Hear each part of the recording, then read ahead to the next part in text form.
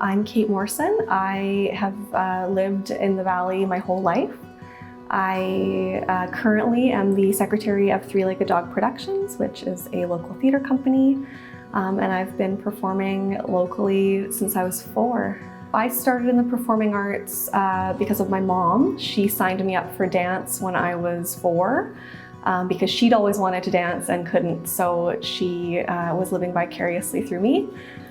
So I started doing that at a studio called Fleet Beat when I was 4 years old. And then when I was in elementary school, I started in choir. And then in high school, a friend was auditioning for a local musical with Rainbow Youth Theatre, and she didn't want to go by herself. So she dragged me with her, and I've been doing theatre ever since. I am Sherry Jakovic. I am on the Theatre BC Provincial Board. I am a president of the Courtney Little Theatre Board. I am on the CYMC, Comox Valley Youth Music Centre Board, past board member of Rainbow Youth Theatre, and I volunteer for Three-Legged Dog as well. I have produced, stage managed. I do a lot of technical work, backstage work. My name is Krista Tupper, and I love film. I co-founded the film school in Galliano Island, and then worked at the Access to Media Education Society, and then was the technical coordinator at Vivo Media Arts in Vancouver. Then now I've been working at the Comox Valley Art Gallery Youth Media Project for 9 years. I have always loved film. I've always been excited about sharing the experience of making films with young people, because I think it's very empowering to not just have a voice in change, but to actually create films that really impact our community and our community direction.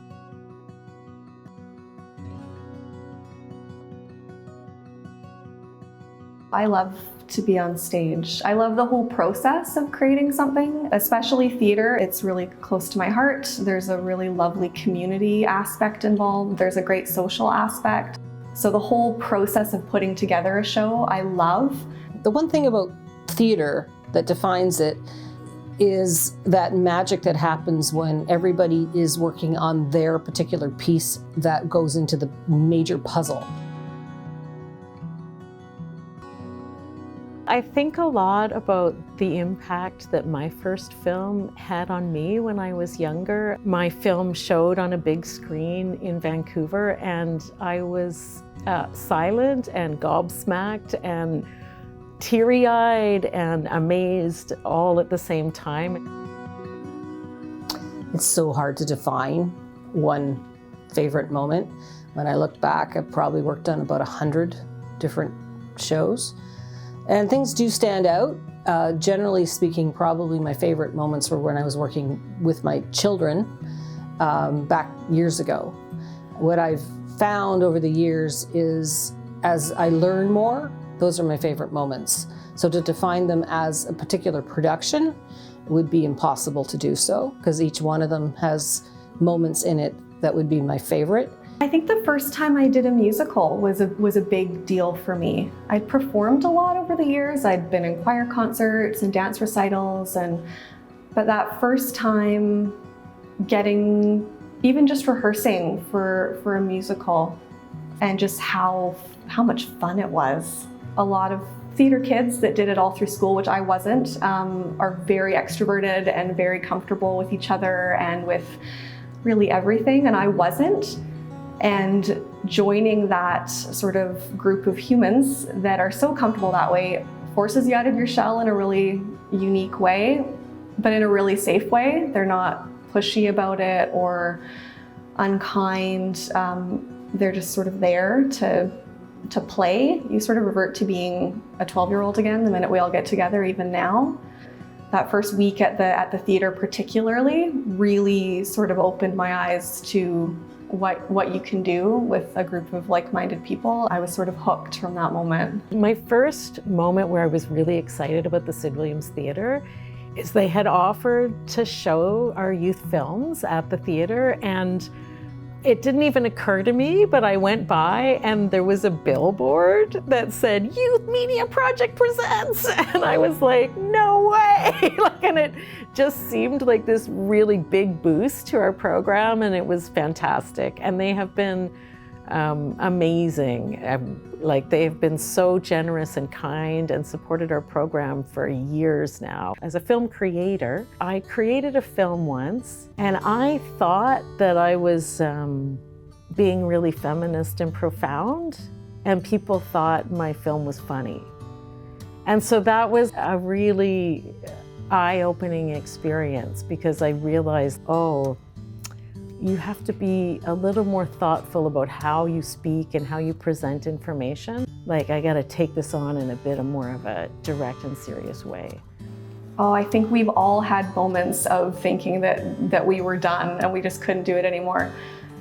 There's always no's, and you have to sort of resign yourself to the fact that there's always going to be no's, and recognize why those no's are happening, and that it most of the time really has nothing to do with you. And that's a really hard thing to do, and I don't think most of us are particularly good at it. But you always sort of move through that and realize that you love it, and just, you know, figure it out. It'll be okay. It's not the end of the world. It's just one show, and you just sort of pick yourself up and do it again, because you can't not.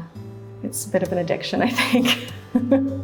Well, I think probably anybody you interview regarding performing arts is going to mention March 2020, because we have always sort of the show must go on attitude. I've seen challenges on so many levels in so many places where a performer may be struggling backstage but still makes it out on stage. So to be told that you couldn't do something was the challenge for a lot of us. And then all of us saying, well, that's okay, we'll do it in September. You know, and then as time went by, that wasn't going to be possible either. So accepting the fact that as much as we wanted the show to go on, we couldn't. But we pivoted. Courtney Little Theatre pivoted by working with the Sid Williams Theatre on some of their new technology. They purchased some camera equipment. We were able to do some live streaming. We did some co-productions with the Sid Williams Theatre. We did a formal reading of Christmas Carol at Christmas that we put onto video. And we were able to present it to people at no cost, but at least we were able to do something. We had to follow all the guidelines. The actors all had to be 6 feet apart. Some had to wait outside in the cold. Because of the health guidelines, we could only have so many people in the building at a time. I'm pretty proud that we were able to do something.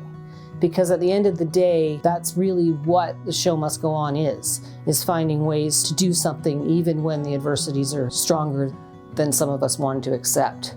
And then the working back towards getting back to full strength was probably even harder. Finding ways to do things when we couldn't, but then getting people back into the theaters, audience and performers, once COVID started to become less, it was still people feeling very vulnerable to it. When we just completed Snow White and we have full houses, it starts to feel like, okay, now we can move forward. Now we can plan for the future. Now we can do basically what we were trying to do in March of 2020. It's taken almost 4 years to get back to that strength.